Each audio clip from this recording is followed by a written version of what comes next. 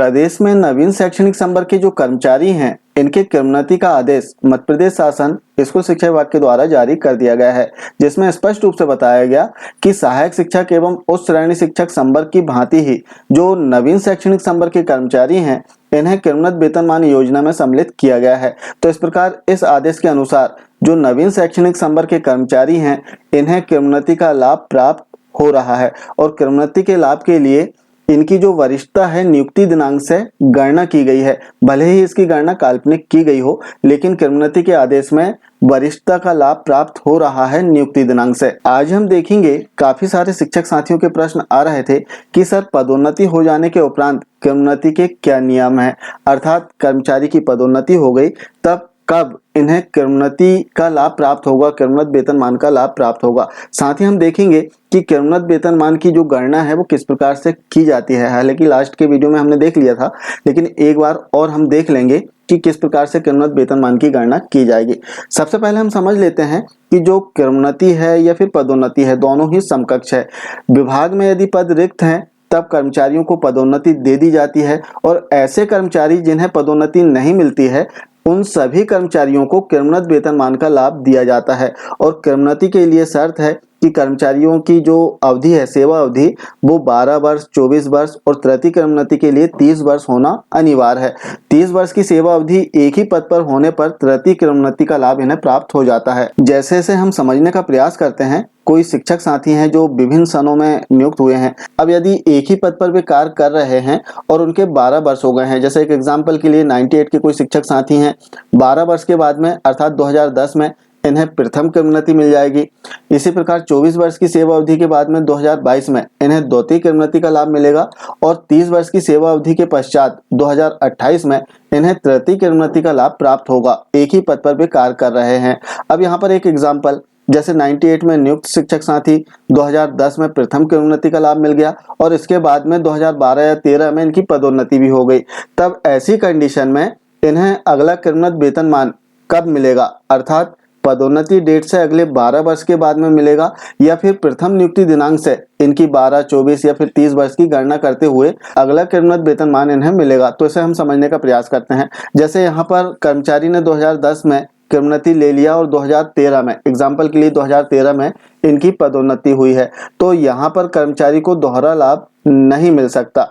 अब यहाँ पर कर्मचारी के पास में विकल्प होता है कि उन्हें क्रमोन्नति मिल गई है, तब पदोन्नति का लाभ भी लेना चाह रहे हैं या नहीं, अर्थात जो बढ़ा हुआ वेतन है वो लेना चाह रहे हैं या नहीं, इसके लिए विकल्प भरा जाता है। अब विकल्प में यदि भर देते हैं कि हमें पदोन्नति का लाभ चाहिए, तब पदोन्नति दिनांक से इनके अगले 12 वर्ष काउंट किए जाएंगे और अगली क्रमोन्नति पदोन्नति दिनांक से प्राप्त होगी।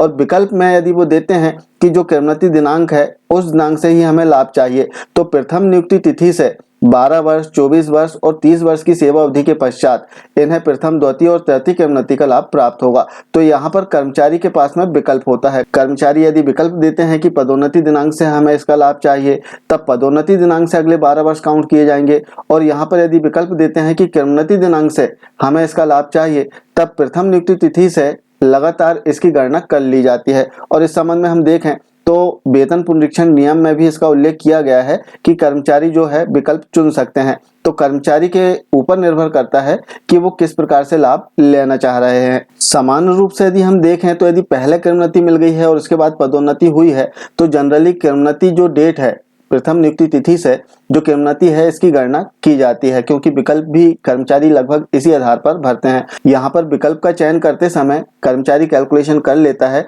कि किसमें हमें अधिक लाभ प्राप्त होगा, और उस आधार पर कर्मचारी अपना विकल्प दे देते हैं। अब यहाँ पर एक महत्वपूर्ण बात और है, जैसे अभी वर्तमान में उच्च पद का प्रभार काफी सारे शिक्षक साथियों को मिला है।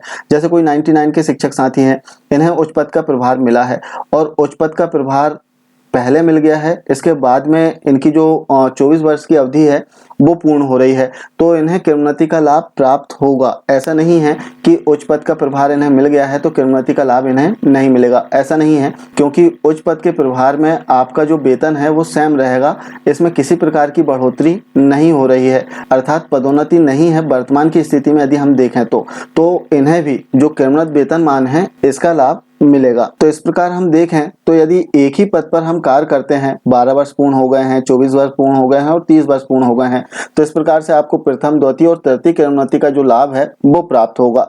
अब इसमें जैसे जो आदेश जारी हुए हैं, आदेश जारी होने के बाद में जिला शिक्षा अधिकारी कार्यालय के द्वारा आदेश का प्रश्नांकन किया जाएगा और आदेश में उल्लेख किया जाएगा कि किस सन तक नियुक्त कर्मचारियों की जो प्रस्ताव है वो मांगे जा रहे हैं। अर्थात इसमें प्रस्ताव मांगे जाते हैं, कर्मचारियों की जो गोपनीय चरित्रावली है वो मांगी जाती है और इसके उपरांत कर्मचारियों के नाम के साथ में जो क्रमोन्नति का आदेश है वो जारी किया जाता है। अब यहाँ पर यदि हम देखें तो 2011 तक नियुक्त कर्मचारी जो हैं वो क्रमोन्नति के लिए पात्र हो गए हैं, क्योंकि 2023 में इनके 12 वर्ष पूर्ण हो गए हैं। तो संभवतः 2010 तक के जो कर्मचारी हैं इनके प्रस्ताव मांगे जा सकते हैं, या फिर ऐसा भी हो सकता है कि 2011 तक जो नियुक्त कर्मचारी हैं इनके प्रस्ताव इसमें मांगे जाएं। तो जिला शिक्षा अधिकारी के द्वारा आदेश जारी होंगे, प्रस्ताव मांगे जाएंगे और इसके बाद में कर्मचारियों के नाम के साथ में जो क्रमोन्नति का आदेश है वो जारी किया जाएगा।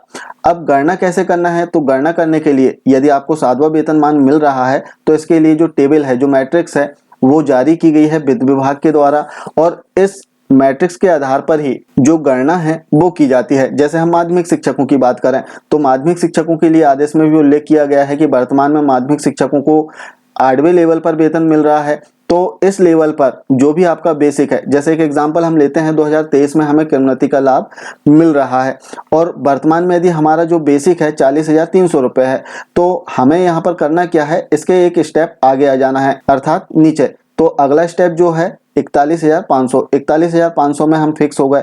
अब 41,500 को हमें अगले लेवल पर लेकर जाना है अर्थात लेवल 9 में, और 41,500 के समकक्ष हमें जो अमाउंट है वो चेक करना है। तो यहाँ पर आप देखेंगे 40,800 है और 40,800 के बाद में सीधे 42,000 है। तो हमारा जो नवीन बेसिक रहेगा क्रमोन्नत वेतनमान के बाद में वो 42,000 रुपए होगा। तो इस प्रकार से जो क्रमोन्नत वेतनमान है इसकी गणना की जाती है। अब इस बेसिक में वर्तमान में जो भी डीए मिल रहा है, आपको एचआरए मिल रहा है, वो सभी कुछ ऐड होता है, डिडक्शन इसमें होते हैं और इसके बाद में आप अपने वेतन की गणना कर सकते हैं। हालांकि इस संबंध में काफी सारे शिक्षक साथियों के मैसेज आ रहे थे कि सर जो गणना है इसकी एक्सेल शीट तैयार कर दें, जिससे हम भी अपने वेतन की जो गणना है क्रमोन्नत वेतनमान की वो कर पाएं। तो हम प्रयास करेंगे कि जो गणना है, गणना शीट, एक्सेल शीट बहुत जल्द आपको उपलब्ध करा पाएं, जिससे आप अपने क्रमोन्नत वेतनमान की जो गणना है आसानी से कर सकें।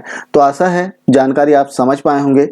मिलते हैं कुछ इसी प्रकार की जानकारियों के साथ में नेक्स्ट वीडियो में। तब तक के लिए जय हिंद।